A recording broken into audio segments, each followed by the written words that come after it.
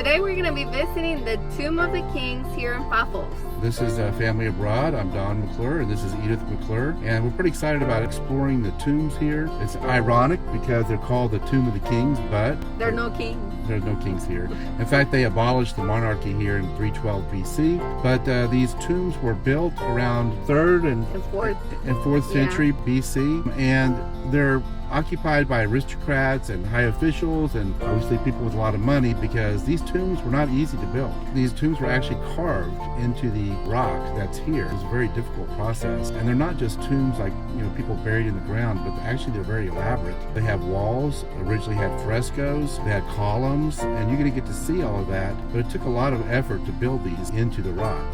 Very exciting. So let's go check it out.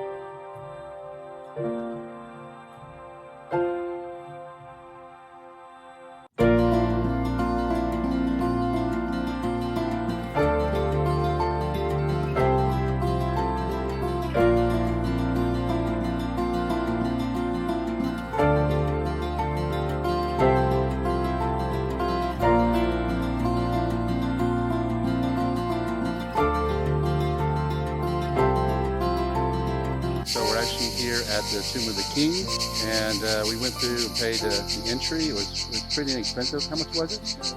So 250 euros each, and they have plenty of pamphlets and other things you can buy if you want to. And we're going to go explore some of these tombs. You can see one right behind me, and I know I see they're sprinkled around here. It's pretty neat that we can actually enter into these. That's going to be so unique after going through Rome, where everything was pretty much blocked off. You could see it, but couldn't really get a feel for it. So this will be great. Also, you can hear the locusts. They're very happy we're here today. They're very loud.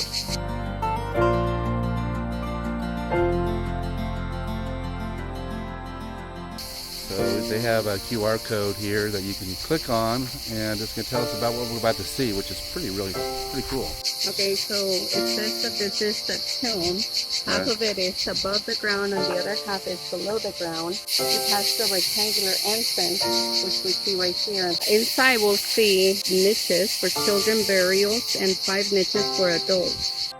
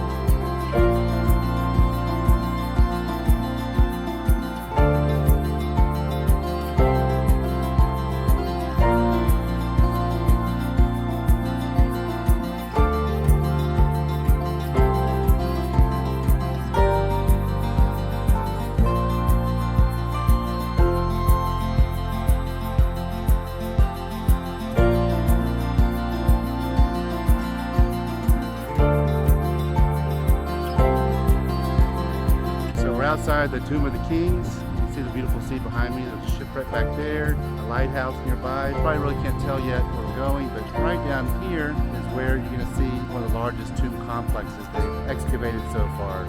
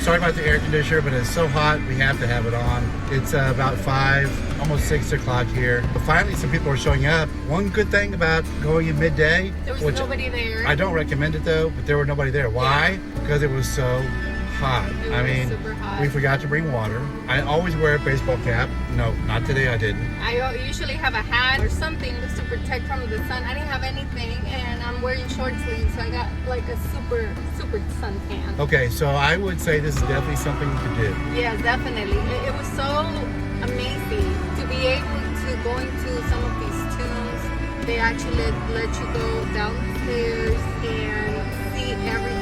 And some of the places were still pretty intact. I mean, you can still see some of the decorations right above the columns. The columns are still standing there. And just to think that some of these are dated back to 3 or 4 century BC, that's crazy to me.